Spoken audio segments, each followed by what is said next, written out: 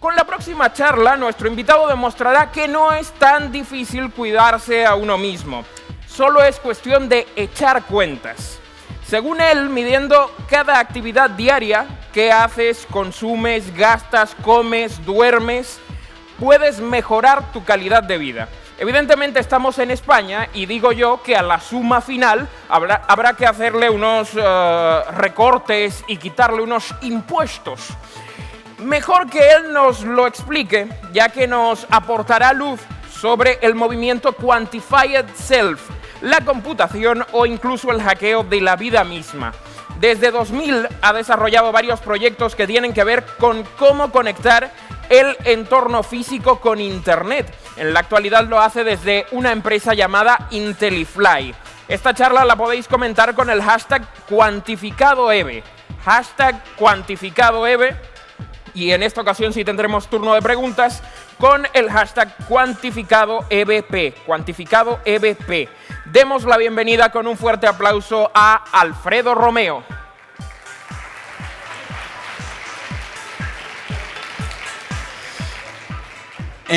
Muchas gracias a todos, muy buenas tardes. Antes que nada, Intellify, se llama Intellify nuestra empresa. Y las tarjetitas, uno de nuestros productos son las tarjetitas que utilizáis para tweet social. Cada vez que las pasáis se publica automáticamente un tweet, eso es lo que tenemos. Me propusieron dar la charla esta del yo cuantificado. Pero claro, cuando yo lo explicaba en mi entorno que es esto del yo cuantificado, la gente decía que va a hablar de filosofía, ¿de qué exactamente va a hablar? Y a mí lo que me interesaba más es decir cuáles son las implicaciones que tiene el yo cuantificado y creía que era mucho más atractivo decir o del por qué probablemente no utilizaremos condones en los próximos o dentro de 20 años. Creo que sí va mucho más específico a las implicaciones que va a tener este yo cuantificado. Esto del yo cuantificado, exactamente ¿qué es? Es medirse, no es otra cosa, es conocerse mejor. Estamos acostumbrados en Internet a darle siempre nombre a movimientos y darnos autonombre a movimientos que históricamente han existido, porque eso del medirse mejor, el conocerse mejor, ha sido una cosa que siempre el ser humano ha buscado. Simplemente las máquinas de peso en las calles se hicieron famosas en el siglo XIX y rápidamente se popularizaron, llegamos a tener nuestras básculas y hasta llegamos a tener básculas digitales en cada una de nuestras casas. Con la medición de nuestra temperatura es lo mismo. Nos medimos con mercurio, ahora ya digitales o ya los últimos que hay, que son los chupetes digitales para tus bebés y puedes saber la temperatura y no tienes que tomarla de otra manera. ¿Qué es lo que ha cambiado? ¿Cuál es la diferencia con el momento actual, con todas estas intentos de medirnos y de conocernos más? Que estamos en un mundo radicalmente nuevo. Pero el mundo radicalmente nuevo, en comparación, el cambio, si lo tuviéramos que comparar históricamente, es igual al de la agricultura, cuando el hombre deja de ser nómada y se asienta. Esta es la consecuencia del cambio que estamos viviendo hoy en día. No tiene que ver con la revolución industrial, este cambio es mucho más allá que la revolución industrial. Cuando doy algunas charlas siempre me gusta comenzar y contextualizar históricamente en qué momento nos encontramos y siempre hago hincapié en este gráfico de Stewart Brand. Stewart Brand es el presidente de la fundación Long Now. Long Now es una fundación que se dedica a ver cómo va a ser la civilización humana en los próximos miles de años. Y se dedican su tiempo a eso. Bien, pues en Long Now, básicamente, Stewart Brand lo que dice es que la civilización humana está basada en diferentes capas y que cada capa, la capa de abajo, es la que afecta a las demás. En este caso tenemos la naturaleza, que es la que nos conforma una cultura, la cual nos da, con esa cultura que nosotros tenemos, nos damos unas formas de gobierno, sobre los cuales y con la iniciativa privada se crean infraestructuras sobre las cuales se produce comercio. Así se crea una civilización, o estas son las características que tiene una civilización. Pero hay un cambio, y hay un cambio que creo humildemente que Stewart Brand no introdujo, que fue la llegada de la tecnología. Hoy en día el compendio de tecnologías que tenemos a nuestra disposición hace que esas tecnologías se enhebren con lo que es la naturaleza. Desde el momento en que nosotros no tenemos que estar en un sitio físico para comunicarnos con un tercero, ya la naturaleza no afecta tanto. Afecta, evidentemente, si tienes una interrupción de las comunicaciones. Pero creo que cogéis el concepto. Ese cambio, esa tecnología nos afecta transversalmente hacia arriba, hacia todo. Si nos ponemos por qué se acusa muchas veces a los internautas de robar, porque están entendiendo, las sociedades generales de autores y determinadas personas están entendiendo los activos digitales como comercio. No, señor, tenemos que entenderlos como la cultura sobre la que se asienta. La tecnología nos da unas nuevas formas culturales. Por eso es una manera diferente de entender eso. Bien, este cambio, os voy a poner algunos ejemplos del por qué el cambio es tan radical. El incremento de la computación es brutal, es exponencial. En el año 2013 el año que viene se espera tener la misma capacidad de computación que tiene el cerebro humano. En el año 2026 se va a tener la capacidad de computación necesaria para copiar el cerebro humano, que no significa que lo podamos copiar, pero sí, digamos, la energía necesaria y la computación se va a llegar a tener. Pero es que además tenemos ejemplos como, tenemos hardware libre, es una Raspberry vale 20 euros, es un ordenador que le puedes meter todo lo que quieras y vale 20 euros. Tenemos software libre a nuestra disposición, todo el que queramos y más. Pero es que además tenemos un conjunto de tecnologías que permiten comunicarse de una manera libre entre ellas. Además, tenemos fácilmente la posibilidad de entrar en Internet y conocer los procesos de cómo se hacen cosas de una manera fácil, sin cortapisas, sin tener que pagar nada. Tú metes How to launch a satellite en Internet y tendrá un how to de cómo se hace. Pero es que además estamos en un mundo donde estamos completamente conectados. Esta es una foto de Marte. Nos la están enviando en tiempo real y la estamos viendo. Y la tecnología además se está miniaturizando, cada vez más pequeña, más pequeña, más pequeña. Y eso tiene una consecuencia radical, entre otras. Pero que todo, absolutamente todo, puede ser medido. Todo. El amor también. Distinto es que aquí podemos ver cuáles son las regiones cerebrales que se activan. Otra cosa es que sepamos interpretarlo. Eso es otra cosa. Pero que áreas del cerebro se pueden medir, ya lo sabemos. Entonces eso nos da un mundo totalmente diferente. Una vez hecho este contexto histórico donde nos encontramos, ahí es donde surge el movimiento este del yo cuantificado que sale en los Estados Unidos en la costa oeste en torno a mitad de los años 2000. Y cuando surge, al final, ¿de qué está hablando el movimiento, esto del yo cuantificado? Estamos hablando de elementos de recopilación de datos. Estamos hablando primero de que para que tú cuantificar algo, tú necesitas el hardware, que lo hace posible. O en este caso, hardware y software. Que pueden ser no solamente nuestros ordenadores, sino los móviles, sensores o los móviles que ya llevan sensores. Además, necesitamos conectividad, tanto de corto alcance como de largo alcance. Necesitamos, y esto es muy importante, la interpretación de esos datos, porque una cosa es recopilar el dato y luego interpretarlo y saberlos correctamente cómo funcionan. Y luego, por último, lo que necesitamos es una visualización de esos datos que tenemos ya interpretados. Es decir, lo que necesitamos es la información que esos algoritmos han procesado y han sido capaces de crear. Pero para este movimiento el yo cuantificado necesita una cosa para que se esté dando, que es la pasión. Hay muchísimas personas que tenemos pasión por los datos. A mí me encantan los datos, siempre me han encantado. A mí, después del fútbol, el deporte que más me gusta es el béisbol. ¿Por qué? Porque es el único deporte donde tú sacas una hoja, lo lees y puedes seguir entero un partido de béisbol sin tener que desplazarte. Es estadística pura y dura. Poco aburrido para el que no lo conozca, pero al que lo conozca es bastante interesante. Puede saber diferentes cuestiones. Pues en ese mundo, y si juntamos todos esos elementos, como decía, nos damos cuenta que tenemos acceso ya a muchísimos datos personales de cada uno. Y vamos a poner algunos ejemplos.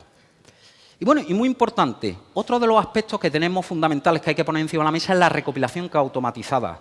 Frente a otro tipo de recopilaciones de datos que hay que hacerla manual y hay que hacer un input manual, la recopilación es automatizada. Y cuando tú tienes la recopilación automatizada, lo que te empiezas a encontrar son datos de este tipo. Este es mi pantallazo de Rescue Time. Rescue Time es una aplicación que lo que te permite es traquear todo lo que hace online. Bien, en estos 10 primeros meses del año yo he estado una media en mi Maker, he estado una media de 4 horas con 49 minutos, tengo una productividad media del 78%. Puedo entrar en mi cuenta de Gmail y puedo saber las búsquedas que hay, que son 552, puedo saber cuántos emails he enviado, a quién le he enviado los emails, los vídeos de YouTube que he visualizado. Puedo saber cómo es mi mapa de conexiones en LinkedIn. y todas las diferentes redes que tengo. Puedo saber cuánta gente me busca en LinkedIn. Puedo además saber en Cloud cuál es el índice de influencia que tengo y también el del Peer Index. Puedo saber en YouTube cuántas veces han visto los vídeos que yo he subido. En Slicer cuánta gente se ha hecho favorito y se ha descargado mis presentaciones. En Meneame cuál es el karma que tengo, cuántos comentarios he hecho, cuánto noticias he enviado. Puedo saber qué escuché un 11 de diciembre del año 2011 a las 7 de la mañana. Puedo saber dónde he hecho check-in. Puedo saber, gracias a la maravillosa aplicación Social Bro, puedo saber cómo es mi comunidad. Pero no solamente mi comunidad, sino que puedo especificar todo tipo de datos al respecto. Hasta puedo saber una nube de la gente que me sigue. Datos. Puedo saber en mi página web, en mi blog, en Arromeo, puedo saber perfectamente cuántas personas me visitan y cuál es la media que me visita. En Facebook, en Cordobapedia, un aplicativo que tenemos, una comunidad que lanzamos, podemos saber cuántos son los likes y las veces que nos visita la página y hace un comentario. Hasta en Google Play, nuestra empresa, podemos saber cuántas veces la gente ha comentado. Y al final, por si fuera poco, para el querer y el tener pasión por esos datos, en nuestra empresa, en Intellify, terminamos montando una empresa, o una aplicación en este caso, de número de personas que pasaban por la calle. Fijaros si nos gustan los datos. ¿Cuántas personas pasan por la calle Cruz Conde, que es una de las calles de Córdoba? Pues hicimos una aplicación para eso. Hay que tener pasión para el yo cuantificado, para todo esto que se llama del yo cuantificado. Pero lo que hay que preguntarse muchas veces con todos estos datos es, ¿y todo esto para qué? ¿Todo esto para qué vale? Porque estamos hinchados de recopilar datos y no sabemos luego qué hacer con ellos. ¿Bien? Pues hacen falta porque necesitamos datos y no intuiciones a la hora de tomar decisiones. En el movimiento este del yo cuantificado, han empezado a surgir muchísimas aplicaciones de recopilación personal de datos. Y ahí lo que he hecho ha sido una nube de categorías con cuáles son las categorías más utilizadas por las personas que han creado aplicaciones para intentar ver cuál es el interés realmente que tienen las personas. Y como ves, en crear aplicaciones de este tipo. Y como veis, la salud y el bienestar son las que más se repiten. Eso es lo que la gente realmente está interesada, en la salud y en el bienestar, en estar bien. ¿Y por qué necesitamos eso? Porque necesitamos datos para diagnosticarnos. Ese es un ejemplo de que, según un experto en la hiperactividad, 1 de cada 4 niños que se declara hiperactivo es erróneo. Pero es que nos vamos al Alzheimer y es un 40% de los pacientes categorizados que tienen Alzheimer es erróneo, según otro experto, un neurólogo. Necesitamos datos, pero una barbaridad de datos. Pero ojo, no solamente los datos genéricos, sino los tuyos.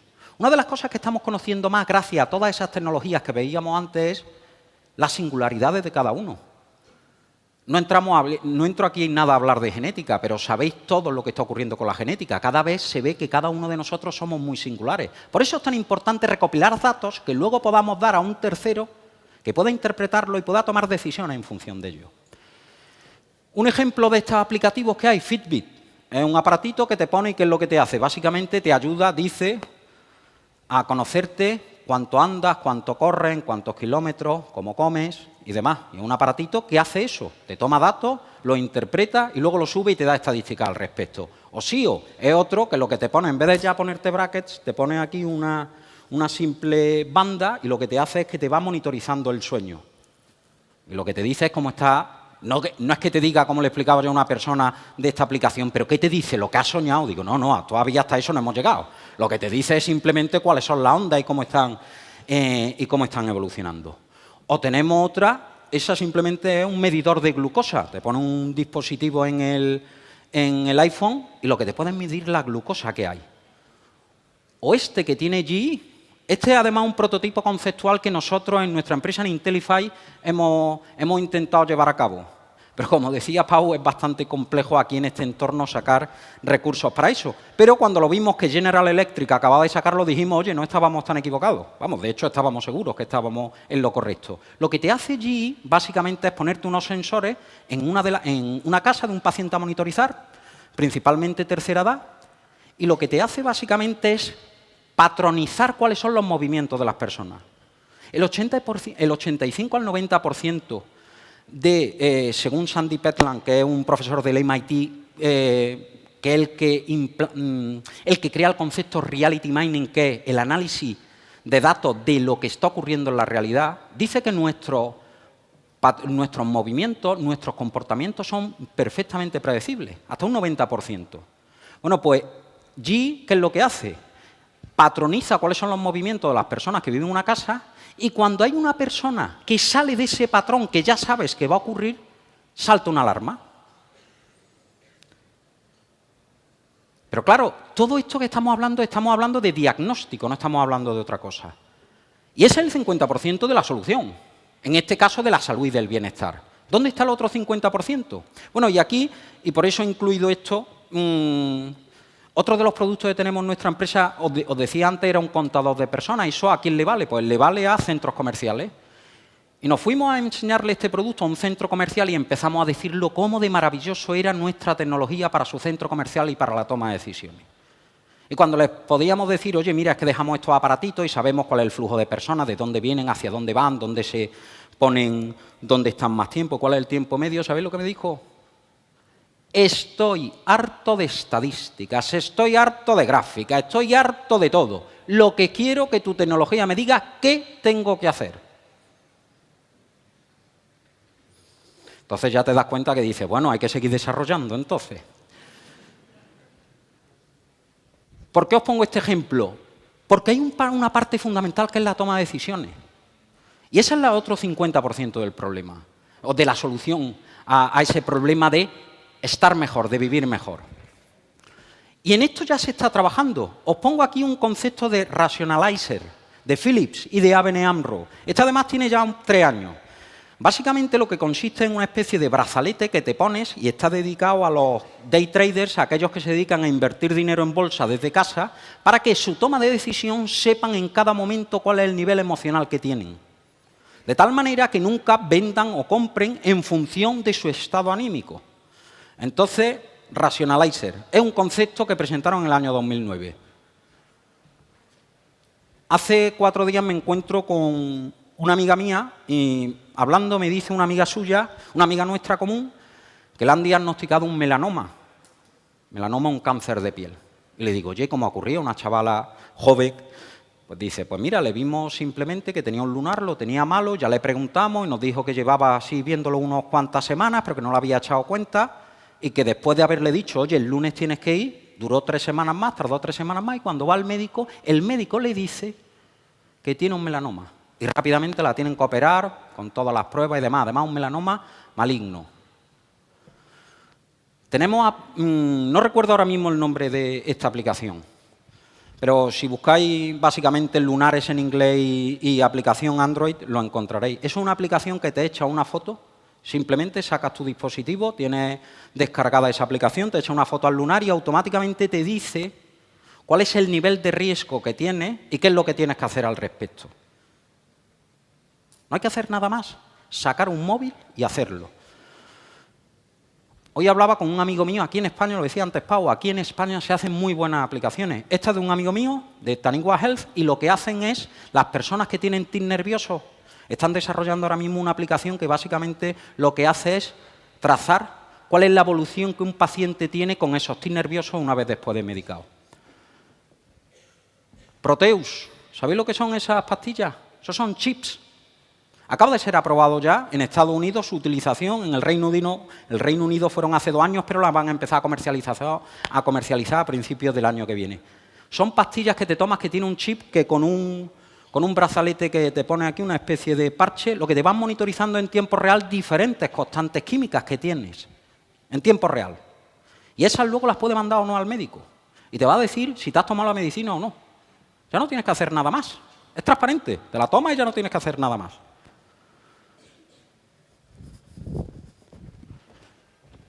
Permitirme que ponga este vídeo porque creo que nos va a enseñar un par de cosas interesantes. Yo perdí el saber y ganar de España en Estados Unidos. El año pasado, en febrero, por primera vez, cogieron a los 2 mejores concursantes de toda la historia de Jeopardy y ¿sabéis con quién los pusieron a competir? Con Watson. Watson es un sistema de información artificial de IBM. ¿Y quién ganó? Como no podía ser de otra manera, ganó el sistema de información, ganó la máquina. Y además con una diferencia, y ahí lo vais a ver en las cantidades ganadas, bastante notable, 77.000 frente a 21,24. Muy similar en la humana, el sistema de información había sido mejor. ¿Esto qué es lo que nos quiere decir? Lo que nos quiere decir, queramos o no, que hay muchos problemas de nuestra vida diaria que tienen que ver con la información. Y aquí con lo que decía al principio. Estos son los métodos anticonceptivos que se utilizan y al final cada uno de ellos tienen errores. ¿Cuánto creéis que vamos a tardar en saber exactamente en un día cuál es el tanto por ciento de probabilidad que tiene o bien de quedarte embarazado o bien de tener un contagio? Va a ser así. Y lo vas a saber al momento. Esto no faltan más de 20 años. Está aquí. Por eso y lo importante, y esto creo que es de uno de los conceptos más radicales que hay para entender la sociedad que viene, es que la salud no es una ciencia social, es una tecnología de la información. La salud, una tecnología de la información que hace tratar con información, con datos. Entendamos la salud así. En el momento que lo entendamos, primero y nos demos cuenta que los sistemas de información van a ser en la mayoría de los casos mejores para diagnosticar que las personas, estará siempre la intuición y la experiencia acumulada, evidentemente. Pero eso, los diagnósticos tipo como el del lunar, y cuando tú tengas datos suficientes, los sistemas de información lo serán. Aunque haya que quedarse con la boca abierta. Y ya haya visto algunas que dicen que no. Pues yo digo que sí. Desde mi punto de vista, eso es lo que va a llegar en la sociedad. Y eso nos abre un elenco enorme de oportunidades para todo tipo de personas apasionadas, con pasión. ¿Para quién? Por el hardware. Vamos a tener que desarrollar dispositivos que midan todo tipo de cosas. Para los apasionados por los números, en el caso de la medicina, serán médicos, que serán los que sepan correctamente interpretar cuáles son los ratios que tiene que tener una persona. Hoy ya lo sabemos, pero cuando tú empieces a tener datos particulares e individuales y agregados, los números, el saber interpretar correctamente esos los números con tu sistema de información, lo podremos tener. Al igual que la usabilidad, los que tengan pasión por la usabilidad, por los interfaces de información, por la visualización de datos, hay una oportunidad enorme con todo este campo del yo cuantificado, así como, evidentemente, para los licenciados en medicina. Pero teniendo en cuenta una cosa, que estos sistemas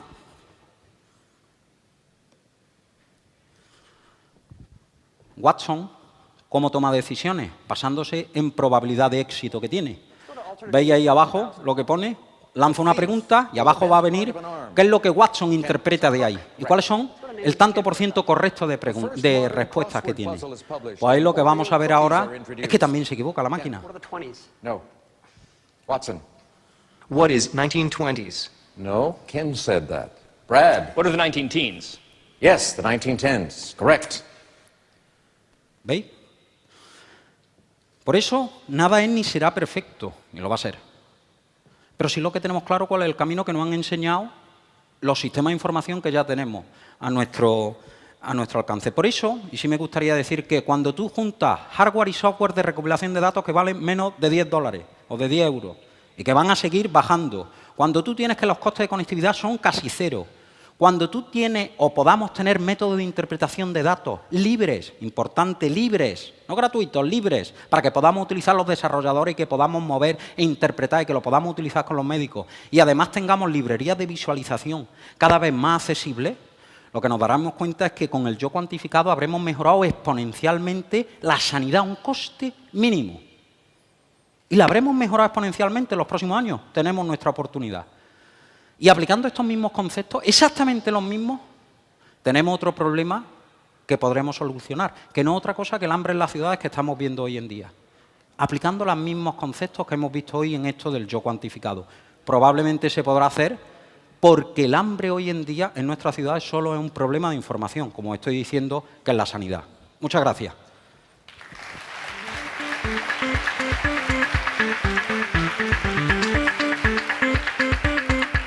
Bien, muchas gracias, Alfredo. ¿Hay alguna pregunta para Alfredo en la sala? Hemos estado todos ahí escuchándole atentamente. Por aquí delante hay una preguntita. ¿Dónde tengo el micro? Por allí viene el micrófono. Bueno, por allí hay primero una pregunta, luego aquí otra y ya está. ¿Sí? Sí. Oye, yo le quería preguntar si... Te quería preguntar... Gracias. Si por casualidad le has comentado a algún médico esto que dices de la sanidad. No, pero hablando, mira, hablando con este amigo mío que os decía de Tanigua, me decían ellos están ahora mismo en mitad del plan de negocio buscando inversores y evidentemente quiénes son los inversores y los que forman parte del equipo, son médicos. Los médicos lo que pasa, el rol va a cambiar mucho. Tú cuando vas al médico, ¿qué es lo que haces? Yo estoy acostumbrado a ir a un pediatra, tengo una hija pequeña. Cuando va al pediatra, la toma de información, la toma de datos es siempre la misma. A ver la oreja, le toca... Es un proceso de recopilación de datos de primeras. Lo que hay que entender es que eso, ¿en qué momento va a llegar donde eso lo pueda hacer un sistema de información de manera fácil? En el momento eso que lo entiendan, lo que te darás cuenta es que esa toma de información no es el valor añadido que da el médico. El médico lo que tiene que dar no es en el diagnóstico, tanto. Eso lo puede hacer mejor una máquina. O lo va a llegar a hacer mejor una máquina, sino donde está, va a ser en la toma de decisión. Ahí todavía nos queda bastante tiempo. Por eso creo que al final los médicos verán esto como aliados desde mi punto de vista. Por aquí adelante tenemos otra pregunta. ¿Cómo crees que podría aplicarse este concepto del yo cuantificado a las finanzas desde el punto de vista del ahorro y el gasto de las personas? Porque me parece muy interesante lo que... Yo creo que va a ser brutal. Nosotros conceptualmente en nuestra empresa tenemos una cosa, estamos trabajando ahora mismo en una cosa, básicamente lo que te hace es que en función del nivel de dinero que puedas tener en una cuenta te encienda o no la luz. Bien, ¿alguna pregunta más para Alfredo? Bien, pues muchísimas gracias a Alfredo por contarnos este fantástico concepto del yo cuantificado.